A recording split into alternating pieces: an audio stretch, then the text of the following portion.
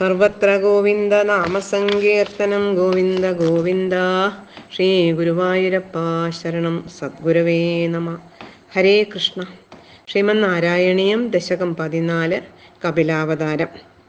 സമനുസ്മൃത താവകാംഘ്രിയുഗ്മ സമനു പങ്കജ സംഭവാംഗജന്മാ നിജമന്ദരമന്ദരായ ഹീനം ചരിതം തേ കഥയൻ സുഖം നിനായ.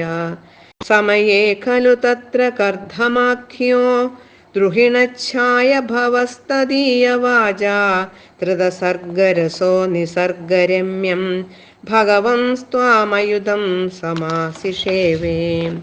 ഗരുഡോപരി കാളമേഘകമ്രം വിലസത്കേളി സരോജപാണിപത്മം ഹസിതോലസിതാനനം വിഭോത്വം വപുരാവിഷ്കുരുഷേ സ്മ കർദ്ധമായ. സ്തുവതേ പുളകാവൃതായ തസ്മൈ മനുപുത്രീം ദയിതാം നവാപി പുത്രീ കപിലഞ്ച സുതം സ്വമേവ പശ്ചാത് സ്വഗതിം ചാപ്യനുഗൃഹ്യ നിർഗതോ ഭൂ. സമനു ശതരൂപയാ മഹിഷ്യാ ഗുണവത്യാ സുതയാ ച ദേവഹൂത്യാ ഭവദീരിത നാരദോപതിഷ്ഠ സമകാൽക്കർദ്ധമമാഗതി പ്രതീക്ഷം. മനുനോപഹൃതാം ച ദേവഹൂതിം തരുണീരത്നമവാപ്യ കർദ്ധമോऽസൗ ഭവദർച്ചന നിർവൃതോപി തസ്യാം ദൃഢശുശ്രൂഷണയാ ദദൗ പ്രസാദം. സ പുനസ്തദുപാസന പ്രഭാവാദ് ദൈതാ കാമകൃതേ കൃതേ വിമാനേ വനിതാകുലസംകുലോ നവാത്മാ വ്യഹരദ്ദേവപഥേഷു ദേവഹൂത്യാ. ശതവർഷമഥ വ്യതീത്യ സോയം നവകന്യാഃ സമവാപ്യ ധന്യരൂപാ വനയാന സമുദ്ധിയതോപി കാന്താഹിതകൃത് ത്വജ്ജനനോത്സുകോ ന്യവാസീത്. നിജഭർതൃഗിരാ ഭവന്നിഷേവാ നിരതായാമഥ ദേവദേവഹൂത്യാം കപിലസ്ത്വമജായഥാ ജനാനാം പ്രഥയിഷ്യൻ പരമാത്മതത്വവിദ്യാം.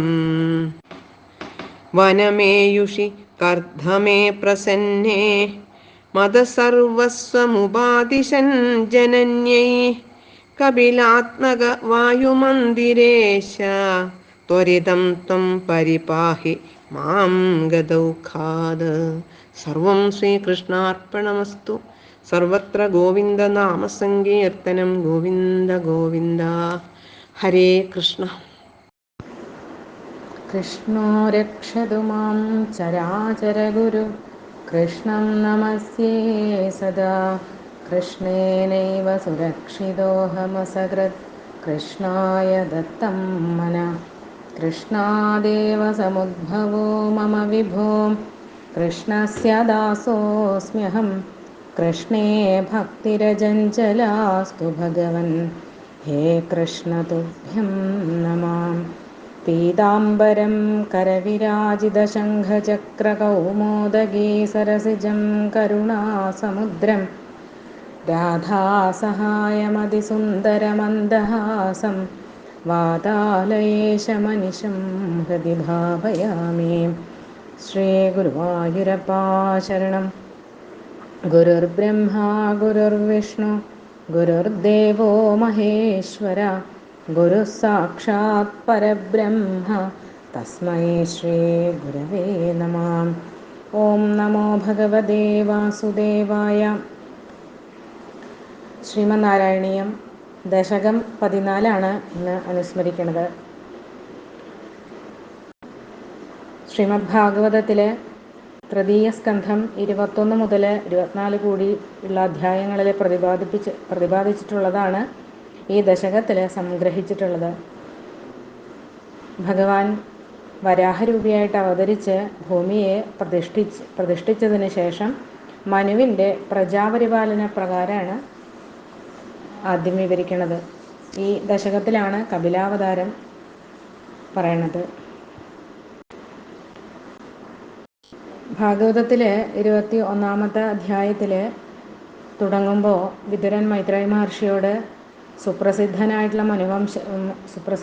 മനുവിൻ്റെ വംശത്തെ വിസ്തരിച്ച് പറഞ്ഞു തരണമെന്നും അതുപോലെ മനുപുത്രിയായിട്ടുള്ള ദേവഹൂതിയെ കർദമ പ്രജാപതി വിവാഹം കഴിച്ചതും അവർക്ക് 9 പുത്രിമാരുണ്ടായതും പിന്നീട് ഭഗവാൻ കപിലമൂർത്തിയായിട്ട് അവതരിച്ചതും ഒക്കെ കേൾക്കാൻ ആഗ്രഹമുണ്ട് എന്ന് പറയുമ്പോൾ മൈത്രേയ മഹർഷി പറഞ്ഞു തുടങ്ങുന്നതായിട്ടാണ് ഭാഗവതത്തിൽ ഉള്ളത്. ഈ 14-ാമത്തെ ദശകത്തിൽ പറയാണ്, സമനുസ്മൃതതാവകാംഘ്രിയുഗ്മ സമനുപങ്കജസംഭവാംഗജന്മാ നിജമന്തരമന്തരായ ഹീനം ചരിതം തേ കഥയൻ സുഖം നിനായാം. ബ്രഹ്മാവിൻ്റെ മകനായിട്ടുള്ള ആ മനു ഭഗവാന്റെ പാതാരവിന്ദങ്ങളെ വേണ്ടമാതിരി സ്മരിച്ചുകൊണ്ടും അവിടുത്തെ അവതാര കഥകളെ പ്രകീർത്തിച്ചുകൊണ്ടും തൻ്റെ മന്വന്തരമായ 71 ചതുർയുഗക്കാലം യാതൊരു തടസ്സവും കൂടാതെ സുഖമായി കഴിച്ചുകൂട്ടി.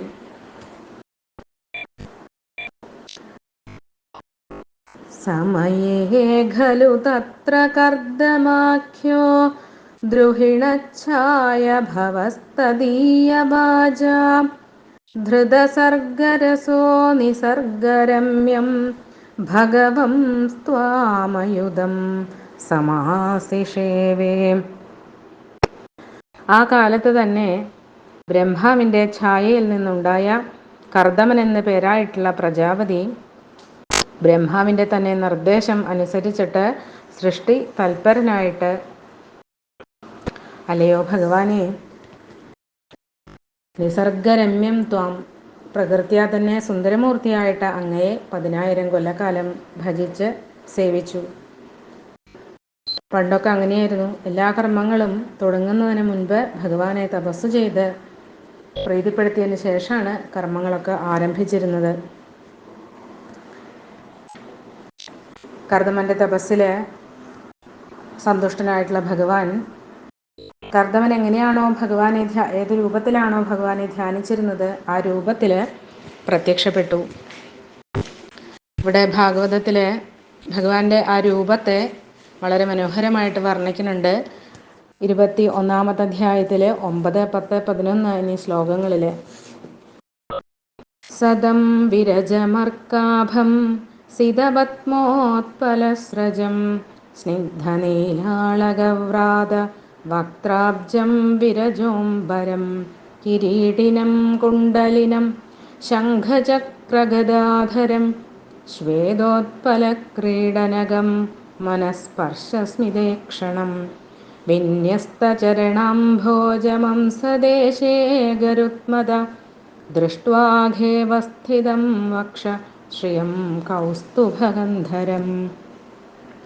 ഇവിടെ പട്ടേരിപ്പാട് പറയണു, ഗരുഡോപരികാളമേഘകമ്രം വിലസത്കേളി സരോജപാണിപത്മം ഹസിതോല്ലസിതാനനം വിഭോത്വം വപുരാവിഷ്കുരുഷേ സ്മ കർദമായ.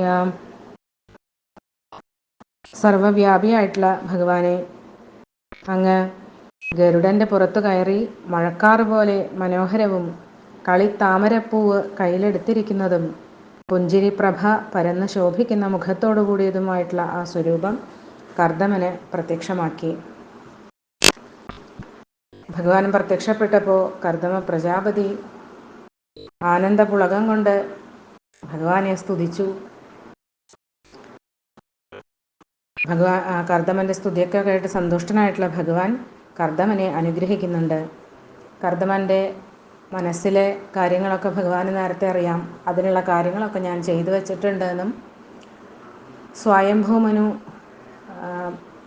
റാണിയായിട്ടുള്ള ശതരൂപയോട് കൂടിയിട്ടും സ്വന്തം പുത്രിയായിട്ടുള്ള ദേവഹൂതിയോട് കൂടിയിട്ടും അങ്ങയുടെ ആശ്രമത്തിൽ വരുമെന്നും ആ മകളെ അങ്ങേക്ക് വിവാഹം കഴിച്ചു തരുമെന്നും അതിൽ 9 പുത്രിമാരും പിന്നീട് ഭഗവാൻ തന്നെ പുത്രനായി അവതരിക്കുമെന്നും അതിനുശേഷം അങ്ങേക്ക് മോക്ഷവും കിട്ടും എന്നൊക്കെ ഭഗവാൻ അനുഗ്രഹിച്ചു അദ്ദേഹത്തെ. സ്തുവദേഹേ പുളകാവൃതായ തസ്മൈ മനുപുത്രീം ദയിതാം നവാഭിപുത്രീം കപിലഞ്ജസുതം സ്വമേവ പശ്ചാത് സ്വഗതിം ചാപ്യനുഗൃഹ്യ നർഗദോഭൂ.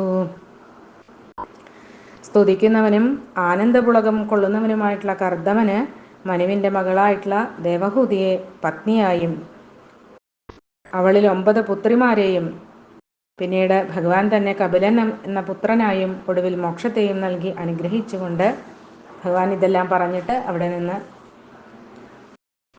അന്തർധാനം ചെയ്തു. പിന്നീട് മനു കർദമനെ ആശ്രമത്തിൽ വന്ന് കാണുന്നതാണ്. സമനുഷ്യതരൂപയാ മഹിഷ്യാ ഗുണവത്യാ സുതയാ ച ദേവഹൂത്യാ ഭവതീരിത നാരദോപദിഷ്ട സമഗാൻ കർദമമാഗതി പ്രതീക്ഷം.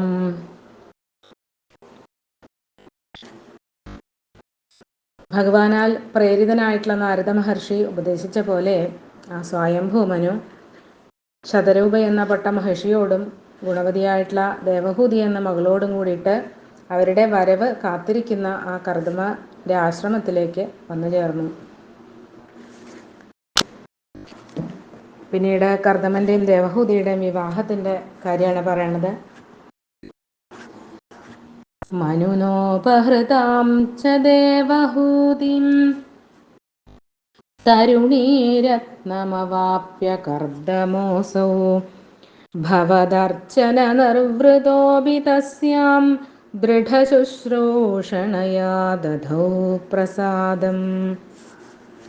ആ സ്വയംഭൂമനു ആദരവോടുകൂടി കൊണ്ടുവന്ന ആ സ്ത്രീരത്നമായിട്ടുള്ള ദേവഹൂതിയെ കർദമൻ വിവാഹം കഴിച്ചു. ഭഗവാനിലുള്ള ഭജനം കൊണ്ട് സംതൃപ്തി അടഞ്ഞവനാണെങ്കിലും അവ്യാജമായിട്ടുള്ള ആ ദേവഹൂതിയുടെ ശുശ്രൂഷ കൊണ്ട് അവളിൽ അദ്ദേഹം പ്രസന്നനായി.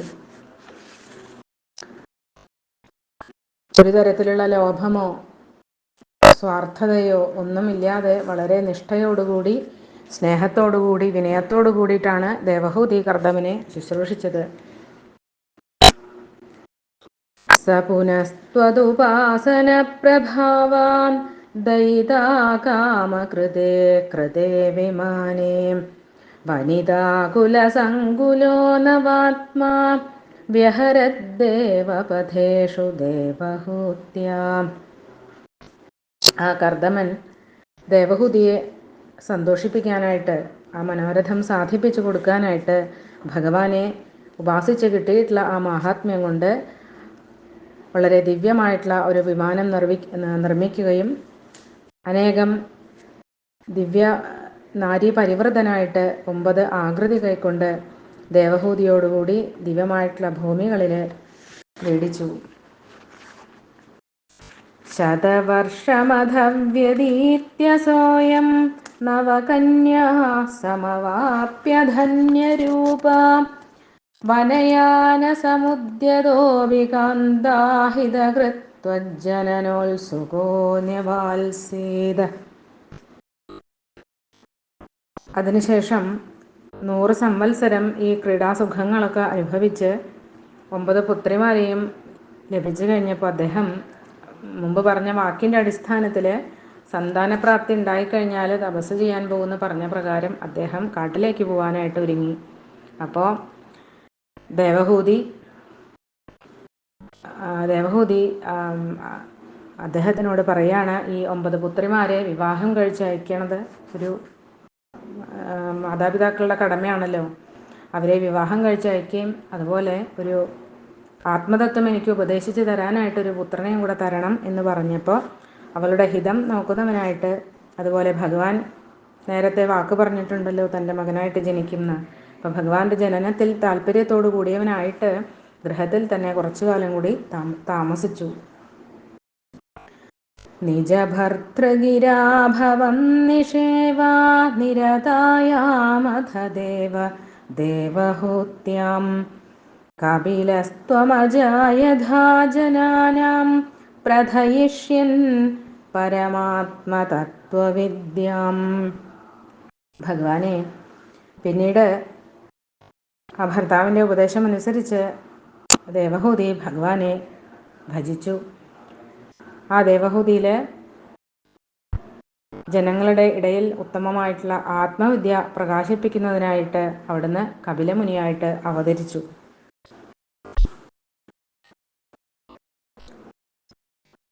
വനമേയുഷി കർദ്ദമേ പ്രസന്നേ മദസർവസ്വമുപാദിശൻ ജനന്യേ കപിലാത്മകവായുമന്ദിരേശ ത്വരിതം ത്വം പരിപാഹി മാം ഗദൗഘാത്.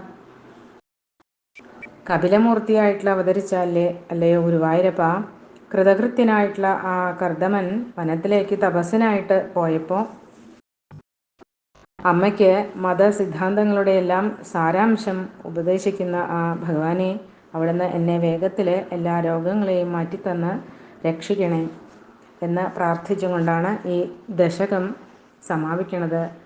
സർവം ശ്രീകൃഷ്ണാർപ്പണമസ്തു. സർവത്ര ഗോവിന്ദനാമസങ്കീർത്തനം. ഗോവിന്ദ ഗോവിന്ദ.